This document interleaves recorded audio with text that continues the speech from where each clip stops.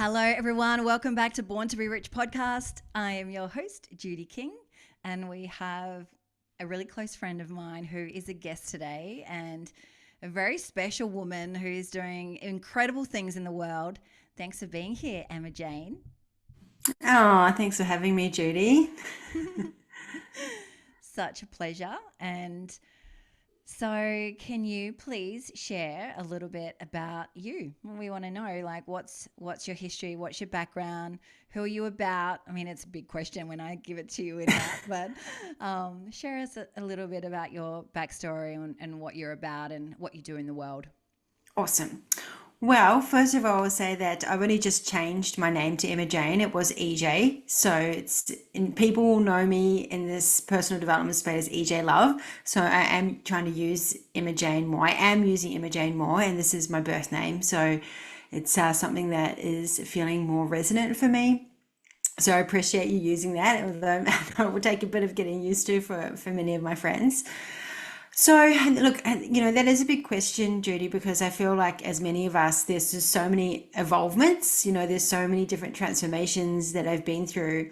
And so I'm really going to speak to like what's like been most alive and most juicy and most like the most recent thing that's really been pulling on my soul and like where I'm really going with my work. And it feels even weird to say the word work because I'm not really resonating to that anymore. So as you know, about 5 years ago, I was traveling the world and traveling around Australia, running retreats in Bali, workshops in Australia, and I was working as a Tantra teacher and relationship coach, and I was speaking, and it was like also looked also amazing, and it was like it was awesome that I was getting to like just share and speak in a lot of the things that I was really passionate about, and I was really seen as a leader in that field. I was getting a lot of TV interviews and doing a lot of media, going viral, like all of these things. And at the same time, I didn't have any intimacy, like I had no intimacy with men in my life. And I also had very little time to spend with my friends because I was always so busy, and I didn't have a lot of time for creativity and play.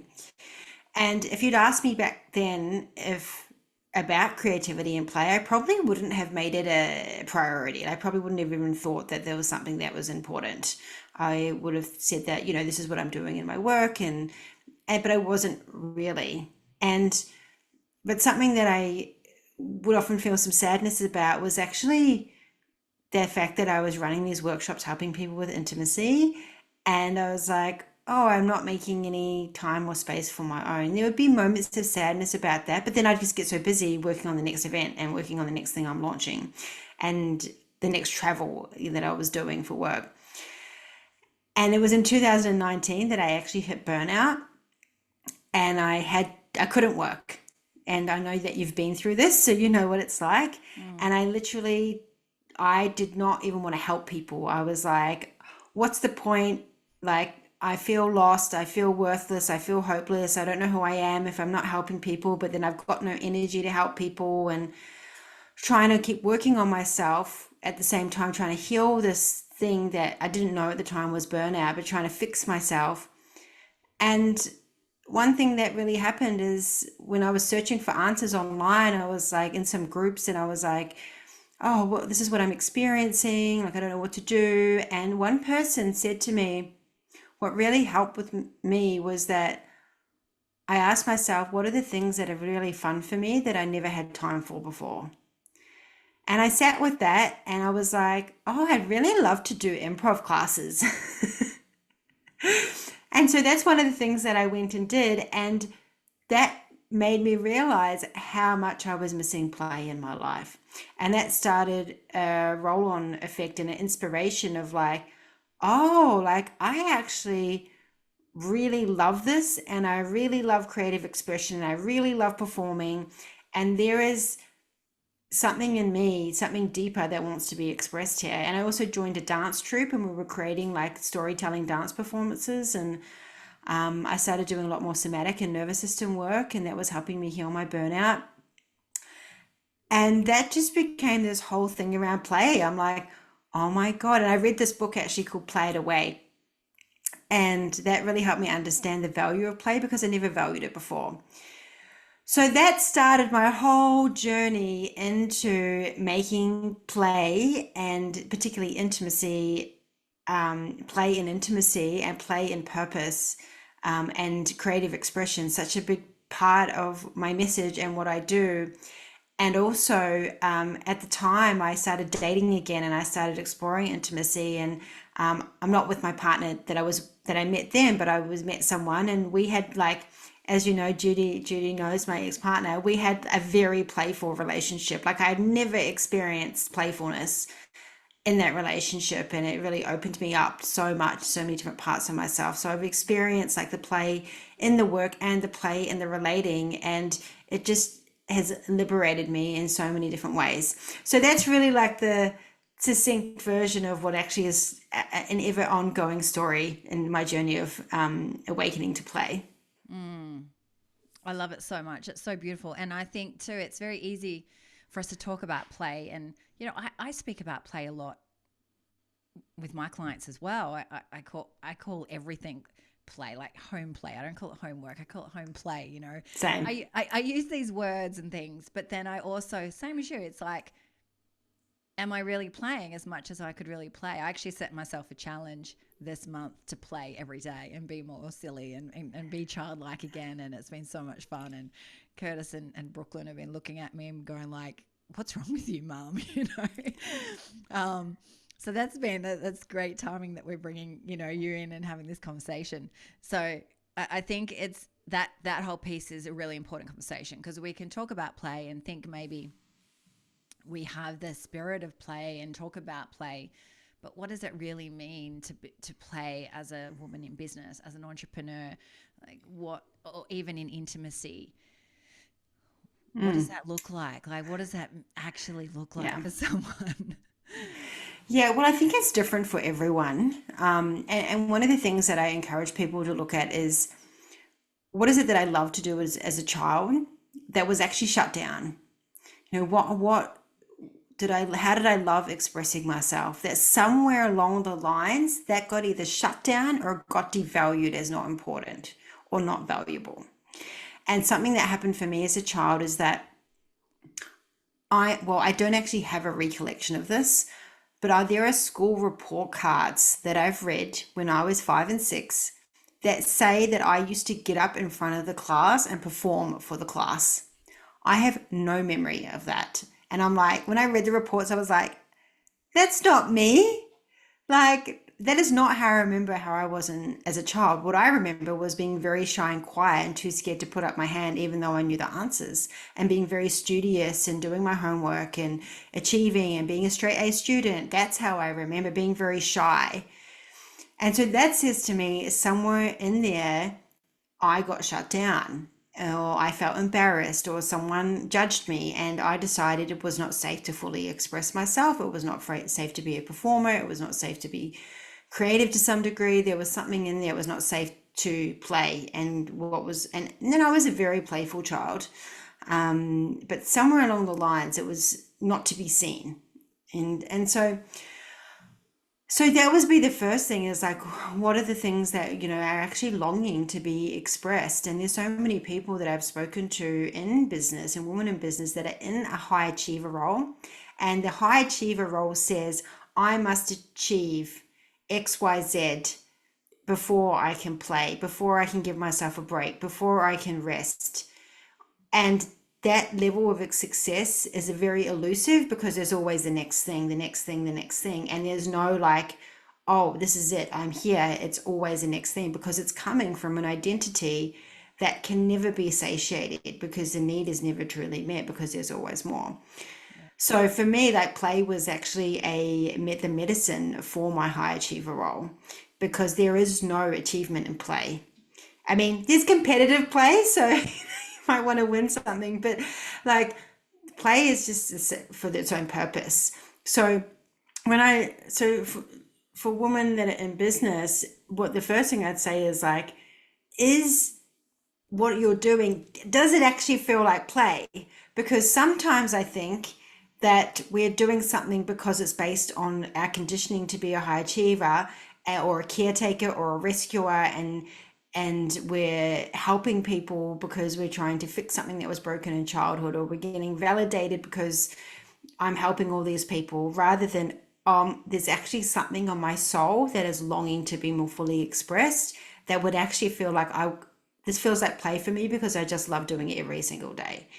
That would be one of the things to be looking at. And then obviously there's the play that you're doing as well, Judy, like at home with your family, or like them watching you be silly. It's like, how can I bring in just like 20 minutes a day of play, whether that is something creative, like some kind of art, whether it's like playing games, board games, whether it's like silly expressions, or embodiment. Like embodiment is a way that I play. And like last night, I was on the floor on my mat, and I was just lying and shaking my legs up in the air, and then I got up and I walked to all the corners of the room, and then I walked faster, and then I made silly sounds, and I know that's also part of my way of doing um, exercises that help me to release the day as well. Like it serves a couple of purposes, but it's just like doing gibberish and like all sorts of weird shit that I think, oh my God, if anyone was watching me now, they would be like, what the hell are you doing? So, I mean, there's so many different ways, right? Yeah, absolutely. I mean, even catching up with girlfriends, and some of my girlfriends and I actually at the moment we've been speaking about having one of those girls' nights where what I used to do when I was a teenager growing up, where we would just dress up. I have all these memories of me and my girlfriends coming into my bedroom and us dressing up in the most hilarious things, and like putting skirts on my like on our heads, and and then just cracking up laughing at each other. And yeah, so we've been talking about doing like a night like that where we literally just kind of take it back to our teens, and just be silly, and laugh. And but I definitely agree with what you're saying around, and this has been me as well, where we just get so caught up in that high achieving. And then also the other thing is where we can kind of trick ourselves a little bit, I think, is we can say, but I love what I'm doing. Because for me, everything that I've done, I've loved, and I enjoy it. Yet at the same time, it's still working, right? Like it's still giving and giving to everybody else and delivering and all of that. And so I still see that quite a lot. We can love what we do, but when it's still so much for something else, for the validation or the business, it's the business growth and so on and so on, at some point, like, and that's like my whole motto is around that richness without the hustle, and it's richness in the fulfillment within ourselves.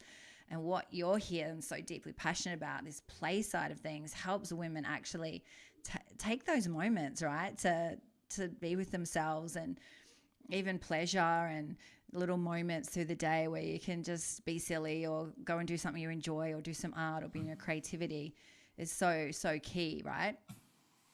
And Yep. like for yourself as well, did you find that the your creativity has unlocked since you've brought more playfulness in? Yes, absolutely. Yes. So, and you know what, if anything, it's helped me realize and see that I actually have a gift. I have many gifts in this space that helps me. Like I'm actually a performer, and I do like dance performance and comedy. And what I did is I started bringing this more to my work, to my speaking, to my events.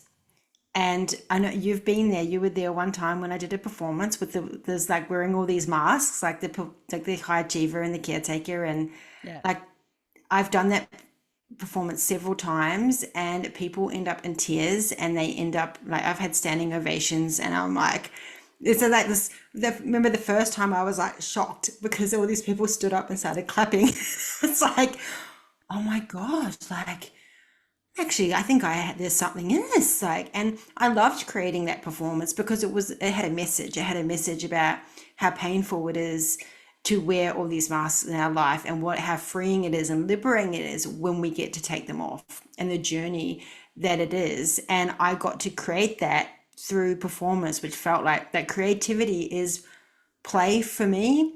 Yeah. And I'm in a container at the moment where we are going on like this journey to create a performance, and I'm in there because I'm like fully just want to own my gift as a performer. And so doing like improv classes and just like, even I wouldn't say I'm the best improver, like it's actually a challenge for me, but I just keep putting myself in positions to challenge myself and bring out these different parts of me, and giving myself more permission to fail, giving myself permission to be imperfect. And that's part of what creativity is. And now I get to bring all this creativity into my work, and I notice how much people actually respond to that. So beautiful. And I'm just going to backtrack a little bit because a couple of things came through for me when you were speaking earlier. And the other thing, so I'm kind of backtracking a little bit, but the other thing that came up for me was actually a memory, because you're talking about us being shut down as children or young girls or at some point. And I too loved performing. Me and my girlfriend across the road, we actually would create performances, dance and sing for our families, you know, and we'd be like, get everyone Yeah. into the lounge room and do this performance. And so I did that, but then I got really into sport and I was doing physical culture. And I remember my friend was over and we were playing and I didn't want to go, and my mum punished me basically because I wanted to stay and play. And so that thought just came in where it was like, oh, I have to do what I'm told. I have to go and do that you know, that discipline, which physical culture is very disciplined. It's like, don't know if you ever heard of it, but super old like form of like marching around the room and all dolled up and very strict kind of form. But yeah, and it was devastating for me. I was a young girl. I loved that. And yeah, it's one of those memories that kind of has stuck with me. And I just connected the dots a little bit between that whole piece of play and like why else do you think we get so serious? I mean, of course it's the conditioning of becoming an adult and transitioning and real life responsibilities and things like that happening. What's your take on why we've become so serious and forgot to do the things that we loved to do when we were younger? Well, first of all, I want to say I love that you've just got that awareness, and I hope that is going to be the opening for you to explore more of your performer. I can see, for those that are just listening, like there's tears in Judy's eyes, and I love these moments. These are like really special when I see someone that like something opens in them in this way, and it's like something's been touched, to be like there's something in me that's actually longing to be reawakened and given permission to be seen and to be expressed. So that's one of the biggest whys of what I do, is for that moment. And I'm like, oh, this is so exciting. I'm already in my mind. I'm like, right, I'm going to come to your house and we're going to create a performance. Let's create a I would performance. love to, though, seriously. So good. Well, I am planning to create a comedy show. So, I know. I'm like, I'm actually, I've got the little performer within me, and I was on a call the other day with a couple of my girls who are coming into my mastermind, and they've trained with me. Or one actually trained master prac with me, and the other one had two, but wasn't at just my training. And so one of the girls had seen me at the end of this training. We did like a lip sync kind of thing where I would play some music and we get up and dance and sing, and I have this Peter Garrett performance that I do. and Sarah Jane had seen that performance, and so it's just hilarious. And anyway, so it's in there. Great. Awesome. So excited for what else is going to come from this. So great. Coming back to the question is, why do we lose the play and become so serious? Yeah.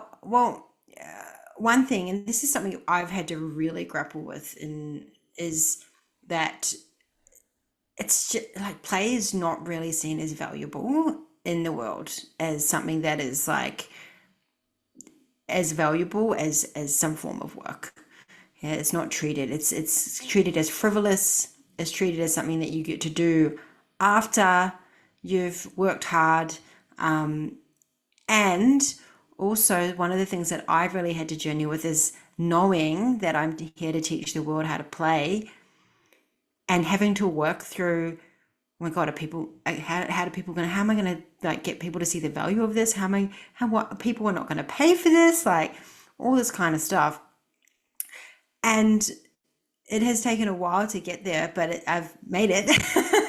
And it's been interesting because in my journey of learning the value of play, or like really trying to understand how do I express to people the value, I've realized how incredibly valuable it is. And wow, like the impact that it has on people, the impact that it has on people's lives, the joy, the fulfillment, the way that it regulates people. Like that's how I came out of burnout, because it was so regulating for my nervous system when all these other healing practices were re-traumatizing me. Play was like regulating me. Like there were so many benefits.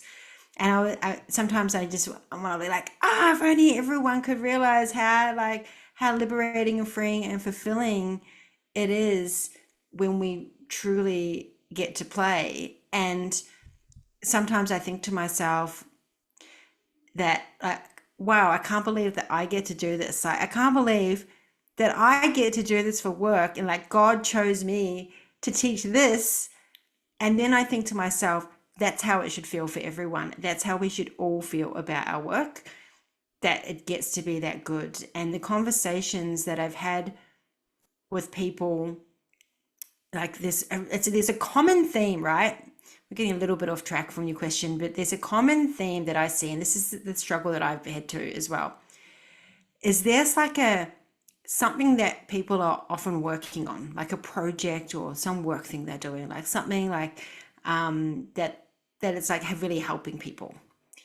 And they're like, yeah, I really like doing this project, it's really important.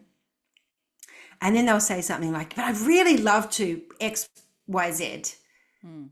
And I'd say to them, well, why aren't you doing that? And they're like, oh, because, that's just like this frivolous thing. Or, I don't see why people probably wouldn't pay for that. Or, oh, no, I can't do that. Like, da, da, da. But the energy is so different. Like, it's like, I'm like, I really felt you when you shared that. And I just want to give people permission to follow that thing, because I wish I had to figure that out myself. Like, and also people did reflect back to me, and I was like, I would say the same thing. Oh, but I don't know, people are not going to pay for it, or whatever it was. So I think, and that's the thing that's usually can be not so serious. That's the thing that can seem really like weird, or doesn't make sense, or it's really out there, or it's like, oh, that thing would just be so fun to do. That would be so fun. And it's like, well, why can't we do the fun thing? Why does it have to be this thing over here that's like really like, oh, this thing's important? It's like, and of course we can do both. Like, it's been difficult as a projector doing so many things, but I've managed it somehow. Sometimes I think to myself, if I just had one thing, it would be so much easier. And So it's that logic, it's that battle with the logic mind that we have really been conditioned around. I feel, even from what you're talking about, right? We go into what will people pay for, and what kind of makes sense versus what does my heart want to do? Like, what's lighting me up the most? Like, for all of us, we need to do what fucking feels good, what lights us up, what's exciting us, right? Yeah, and something I was writing about today was like, instead of asking what do people want, ask how is my soul longing to express itself, and go and follow that, and then trust that the right people will show up, because they will. And I was even doing a process. I was doing a money process on myself today, like literally just before this interview. And I was just asking Money some questions about like, what do you need from me? And Money was literally like, you just need to go all in with play. Just go all in. And I was like, okay, like I know, like just go all in. And the things that I think is going to make the most money is like, there's like, it's still like a little bit of distrust there. Like, oh, really? And it's like, money was like this because I embodied money, and money was like ching ching ching ching ching ching ching ching ching ching ching ching. It was like a slot machine that was like ding ding ding ding ding. It was like it's so great because I was like acting out money, and I was just Fun. like ching ching. I know I was like bringing the play into my process, and money was just like it's all here for you. Just go all in with the thing because where the energy is where the energy, where your aliveness and your energy and your love and your passion and where it's fun for you, where that is where money wants to flow. Yeah. And I'm over here doing, right, I need to do more healing on my relationship with money. I need to do more clearing work. And Yeah. money's like, Nah. just go for the thing you want. So try to make your money elsewhere. It's not in the other thing. I mean, I am making money through what I'm doing already, but it's like there's another level, right? Yeah. There's a another level of it that's like, yeah, it's like create the funnel and for the money to flow into. So it's like it feels very exciting. It's a very potent time that we're having this interview as well because I obviously needed to share that. I love it. I wish I was like spy camera. I would have loved to see that.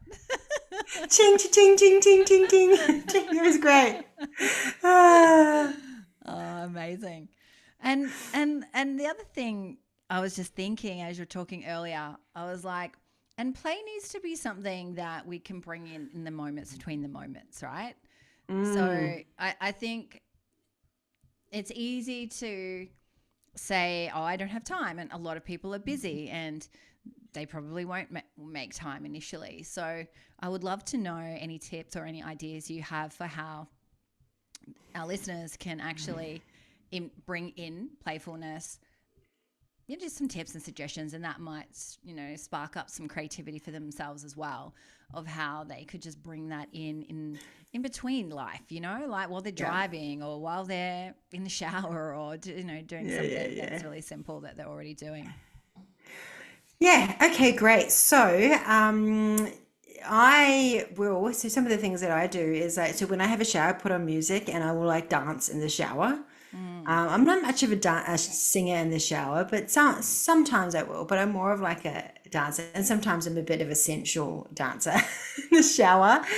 Nice. So that's one of the things and just as I'm moving through the day, like I might just make funny sounds or do silly faces or like just poke my tongue out. And when I was in a relationship, there'd be a lot of that between us. Like we just pass each other by and pinch each other on the butt or stick out our tongues. Or when my partner would come home, I'd hide behind the door. I could hear him coming up the stairs and I'd jump out at him. And it was like this game of like, how can I surprise him? And instead of like him coming home and I'm on my laptop Yeah. and I'm like, hey, babe, it's like, oh, I hear him coming up the stairs and my little inner child gets really excited. I run behind the door like a little child and get ready to surprise him and like, that competition to see if I Love it. can, to see if he gets it or not.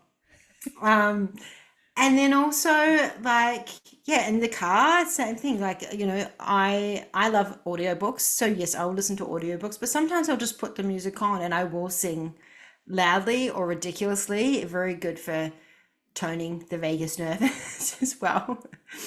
Um, so so yeah, and then there's also the things that like at the moment I'm creating a game, like a physical game. And it's interesting that you've asked me this question because the game is going to be something where someone can just pull out a card and do an activity, either with someone else, or there might be some self things to do that they can do in like a minute or so, Nice. and or 1 or 2 minutes. And so that's going to be playful and creative, but also it's also like some kind of movement because it's so good for us. We're not designed to be sitting down. Our bodies are not designed to be sitting down at the computer all day. We are designed to move. So yeah, so I'm working on some things, and there's always time for play. It's just that we're not used to it. It's and yeah, like I have things around the space that will just remind me, like little games and things, and it will just remind me to play. So you could put little reminders, yeah, yeah. And look, like I didn't think I was very playful. I thought I was a very serious person. And I probably was for some time. And when I looked at people that I consider playful, that was like the Joker. Like, and that was my ex-partner. He was like had like very charismatic Joker energy, like could talk to anyone, and he just very playful person. And I just wasn't naturally like that. And so I didn't think I was that playful. And then I learned about the different play personalities, and I realized that I just have a different play personality. And one of my play personalities is the director. And I'm a director that loves creating the games and facilitating and directing people how to play the game. So I bring that into my facilitation, and I love creating games and I love facilitating. So I bring that in, right? So um, And you're a that's just one beautiful of the things. projector. So, Yeah. hello, like leading, guiding. Exactly, exactly. So there are, I can't remember them all the top of my head, but just want to speak to anyone out there listening that's like, oh, I'm not very playful. Like Mm. there is actually a play personality quiz online. There's a National Institute of Play, and on there's a quiz that you can actually find out what your play personality is, and there's usually like two or three that you'll be. Oh, And cool. that, yeah, and it really helped me to see that, oh, the Joker is just not my play personality. So I'm not, because I'm like, oh, maybe I need to try and be the Joker. But, and sometimes the Joker is also a mask. It So there is. are Yeah. people that are doing that and they're masking their vulnerability. So, okay, I'm actually not, instead of trying to be more of the Joker, which is not naturally who I am, what if I actually just played with more of my play personalities that are natural for me. So yeah, so that's essentially what I focus on instead of being like, oh, I'm not playful enough. It's like, well, what is my play personality and how can I actually just make time for more of that? Yeah, I love that so much. Maybe we'll grab the link and put it in the show notes so people can go and check it out and they can send us a message, let you know what they are. That'd be quite fun. Yes. Um, yeah, and I think like say for us, we do that. We've got those cards. I can't remember the name. They're called. We purchased online somewhere, and we have that on the kitchen table. So we ask each other questions when we eat dinner, and we have juggling balls. And I walk past them all the time. Nice. I need to pick them up more often. I see them lying around on the floor. But Brooklyn and I sometimes play with those, and yeah, and like we have a games night once a week usually, Yeah. play Cluedo or something like that. So I love those. And I'm just realizing how much we're actually doing some of those things already, which is really great. But I really love what you spoke about with that whole, yeah, we're just unique and different in the way that we play. And because it's different and different from someone else or different from something that may be really obvious, doesn't mean we're not playful. We're all human beings. So we all have that, right? And we were all Yeah. children, and all children love to play. And there are differences also in children, right? Like some kids are more introverted or they're more like internal with how they may be more creative in their mind and play that way, and it's not so obvious externally. And other kids are more outgoing and climbing the trees and like laughing and Yeah. carrying on and doing the things. And yeah, so I think even reflecting on that, and if you can remember what you were like as a child. Yeah, exactly. And some of those things are also like when there might be an opportunity to lean in to an experience at play, it's being willing to follow that and to be spontaneous. I think that for me that was a big thing, is like being willing to not follow my comfort zone and just be say yes to more things that would actually help me lean into more of my edges, and maybe like are not like what I've seen is that a lot of us get hooked into the personal development space where it's always about working on the next thing I need to heal, the next thing I need to work on, and it's just like, and it is more work essentially. Yeah. And so there are times when I've been faced with a choice of like this opportunity to go and do something playful or do more work on myself. And in the past, it would always be me being the responsible one, oh, I have to be responsible and do this work. Now it's more like, oh, is this going to help me express more of myself? Is it like is there a magnetic pull to explore this? Is it going to help me meet a new edge? What if I just said yes? Yeah. And generally in those experiences where I've actually said, fuck it, I'm like, fuck it, I'm going to go do this thing. It's Mm. usually being very liberating and freeing and connecting. And actually, this happened the other night. I went to an event. It was a last minute decision. It was like an intimacy event, and we are embodying like I was embodying my seductress, and then there was like men that were like commanding us in their doms, and I was like last minute decision to go, and I went, and I was so tired because I hadn't been sleeping very well, but I was like, no, I feel to go. And I went and I had the most incredible time. I had these amazing experiences. And then I've chatted with one. I've been like asking for, I've been calling in, let's say, or just been putting out there.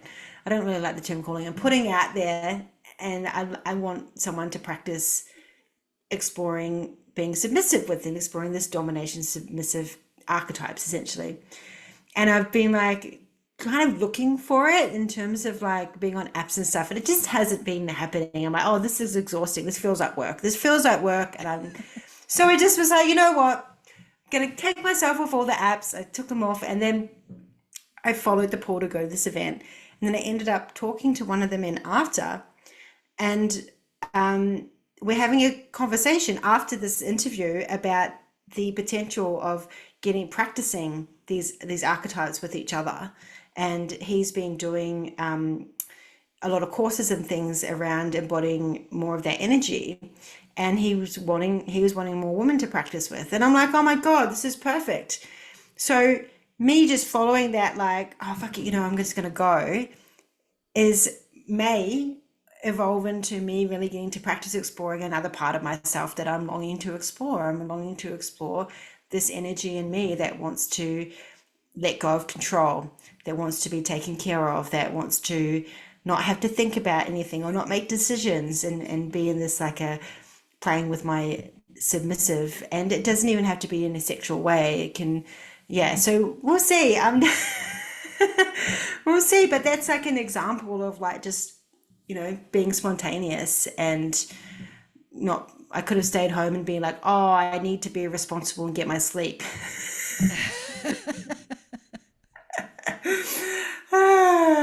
So, I mean, yes, and that is true. Sometimes we do need to really take care of ourselves. Absolutely. And sometimes we just need to follow the aliveness, Yeah, even if it doesn't make sense. absolutely. Yes, spontaneity is so good, and it's so easy to just get caught up in the routine and the boringness of life. The mundaneness Yeah. of life, which also can be really beautiful, and also it can be very mundane Yeah. simultaneously. Yeah. Yeah. Yeah. And sometimes that means like we you have to say yes to invitations, or that it's what I see is there is often, particularly with high achievers, there was a lot of over functioning and a lot of over responsibility and a lot of like, I have to do the responsible thing, Yeah. where the medicine is actually spontaneity. And that spontaneity leads to fulfillment, leads to amazing experiences, needs to flow. And then that becomes the fuel and the inspiration for our work. And then it's like the next day, it's like, oh, I feel excited or alive to share on my socials, or, there's a fulfillment and aliveness in me where I can give from my overflow. Yeah. 100%. And I'm going to tell a story about that. But first, I also want to point out EJ being a beautiful mental projector. Also, what you did was really follow your strategy, because you followed your aliveness, you followed what you just felt the nudge to do, and then you got the invitation presented to you while you were out doing the thing that you wanted to do for fun and for play, and the invitation came. So there we go. That's that Yeah. in action, like perfect. Well, it's really interesting you say that, because I considered going. I was like, oh, I might go. And then I was like, look, if the person running it is running the event, who I know, sends me a discount code.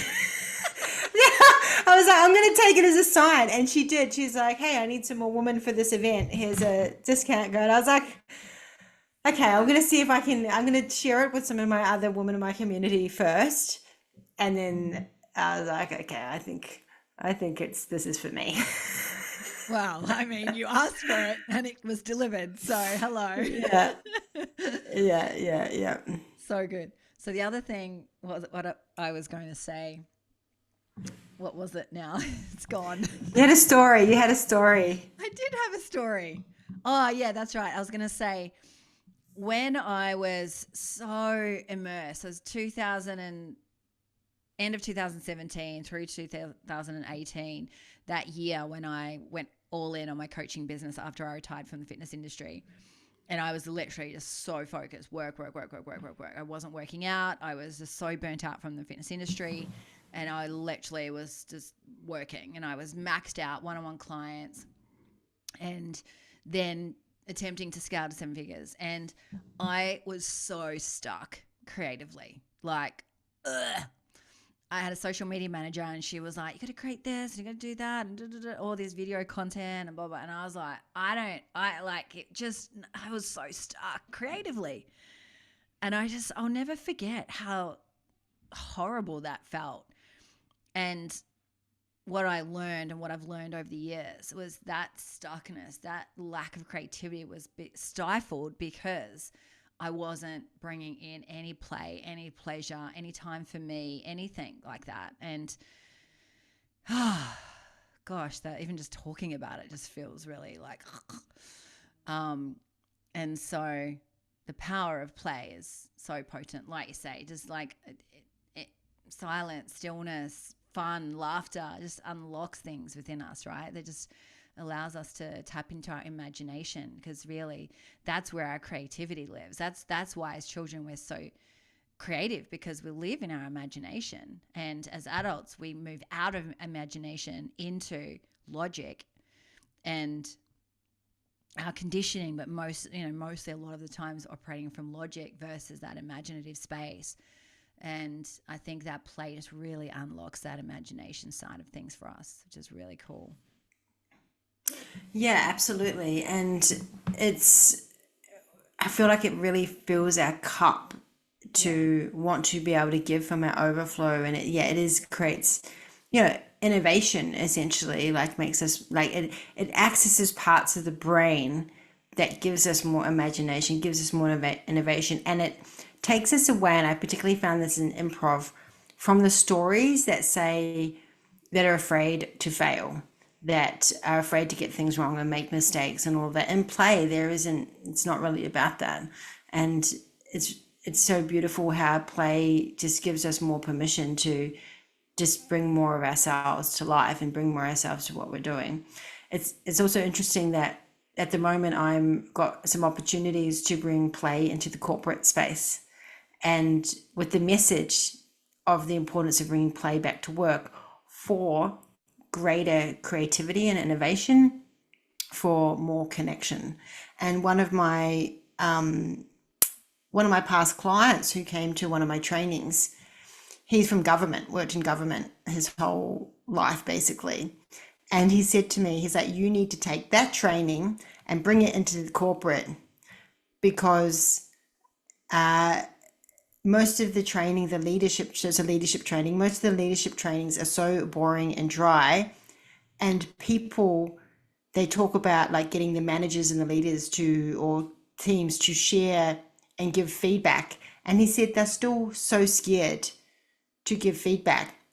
And what I do is I teach people how to play games. And when we put things in a games context, it like takes the fear out of it, because it's in a container where there's a lot more safety to actually say things that are not being said. And that is what's missing in a lot of these spaces. Like, people were just not saying what's really there. And it's the same with sexuality spaces. So I also do, still do sexuality work, and more so running retreats and trainings. And we play a lot of games, like boundaries and consent. These are conversations that people can have. But when we put it in a game context, it makes it so much easier to be able for people to be able to speak up for what they want, to be able to speak up for what they don't want. Whereas outside of that, it can be very challenging for some people. So that's why I'm also obsessed with like games, because it actually people it puts it's a level of safety in a game framework that makes it far more easier for people to really share and express themselves. So beautiful.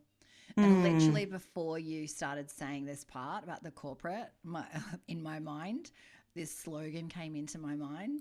I mean, you started talking about innovation already, and it was like, play is the key to innovation. Like that was like the thing that was coming through, and Yeah. like that, and such amazing opportunity for you to go into corporates and spread that, because can only imagine how serious they are inside of that realm. Yes, I am very curious about what that's going to be like with this. Well, you may be surprised, because I'm sure they're all craving it deep Yeah, within. The inner child is like, yeah, I need something. yeah, Right? Yeah. yeah. So, okay, I'm just going to ask you one more question, and then I'll just ask you, yeah, two more questions. So I want to ask you, what does richness mean to you? Because this is all about born to be rich. Richness is a key element, and I would love to know what richness means to you. So when I think about richness, I actually think about intimacy and connection. It makes me feel like richness to me is like really experience fulfillment through depth of connection with other people, and through playing full out, for saying yes to life fully and following the things that really light me up.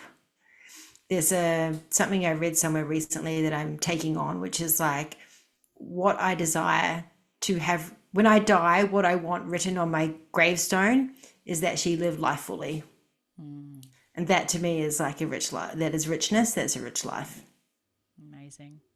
And I love it when we get together and we've got our beautiful sentence stems, and we share all these deep things and go, like it's so beautiful. EJ's always so fun to hang out with, because we always go really deep in our conversations. Hey, babe. All the games that we bring in Yeah. and play with. It's so good.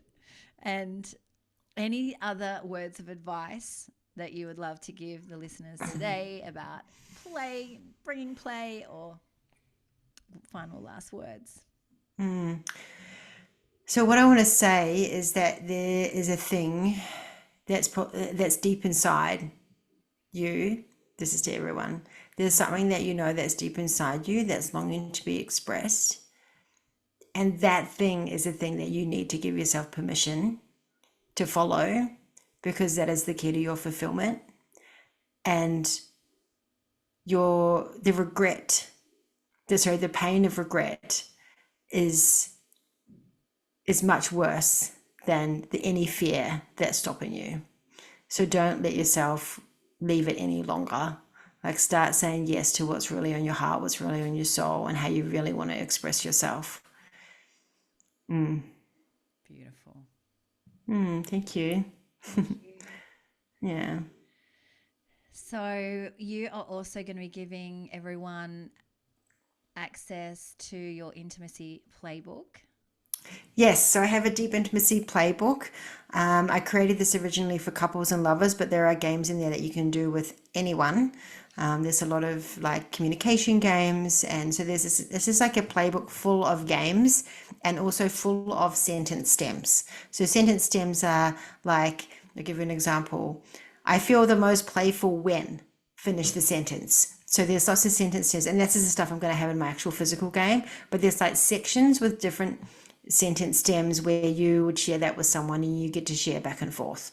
So those are things that you can have a play with, and they're themed. So there's different sections with different themes. One is adventure and play, another is like desire, another is emotional intimacy. So there's things that you can do with friends, with lovers, and also some that you can do just with yourself. So that's a free playbook. I used to charge for it, but I decided I just wanted everyone to have it. So it is ejlove.com/intimacy playbook. Amazing. And we'll drop that in the show notes as well for everyone so you can Amazing. access it there. And it is so good. I've got it. I love it. I use it. Yay. Yay! Amazing, my love. Thank you so much for joining us and sharing your beautiful wisdom and your passion for play. Thank you. Thanks for having me. I'm so grateful that I get to share this stuff.